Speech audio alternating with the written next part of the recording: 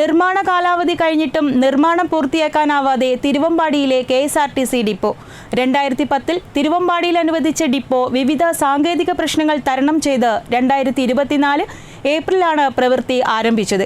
1.5 വർഷമായിരുന്നു നിർമ്മാണ കാലാവധിയെങ്കിലും ഇപ്പോഴും പ്രവൃത്തി പൂർത്തീകരിക്കാൻ കഴിഞ്ഞിട്ടില്ല. നിർമ്മാണം പൂർത്തിയാക്കണമെങ്കിൽ ഇനിയും ഫണ്ട് വകയിരുത്തിയാലേ സാധ്യമാകൂ എന്നതാണ് നിലവിലെ അവസ്ഥ.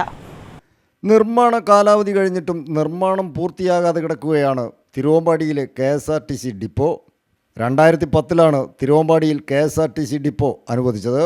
2011 പഞ്ചായത്ത് ഭരണസമിതി കറ്റ്യാടിന് സമീപം 1.74 ഏക്കർ സ്ഥലം ഡിപ്പോ നിർമ്മിക്കാൻ തിരുവമ്പാടി വ്യാപാരി വ്യവസായി ഏകോപന സമിതിയുടെ സഹകരണത്തോടെ 45 ലക്ഷം രൂപയ്ക്ക് വാങ്ങി.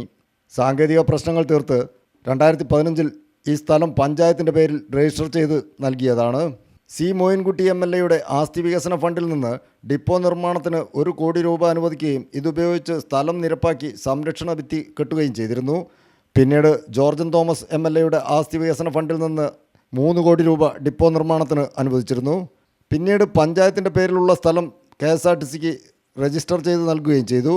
2018 അന്നത്തെ ഗതാഗത വകുപ്പ് മന്ത്രി AK ശശീന്ദ്രൻ ഡിപ്പോയുടെ നിർമ്മാണ ഉദ്ഘാടനവും നിർവഹിച്ചു.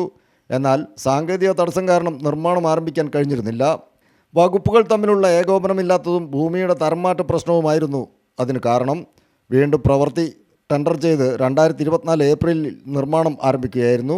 ഊരാളുങ്കൽ ലേബർ കോൺട്രാക്ട് സൊസൈറ്റിയാണ് 2.79 കോടി രൂപയ്ക്ക് കരാറെടുത്തിരുന്നത്.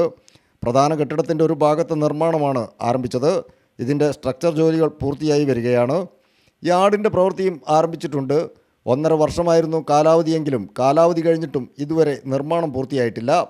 കെട്ടിടത്തിൻ്റെ അനുബന്ധ ജോലികൾ തീരണമെങ്കിൽ ഇനിയും ഫണ്ട് വകയിരുത്തിയെങ്കിൽ മാത്രമേ നടപടി സാധ്യമാവൂ. News bureau, Thiruvambady.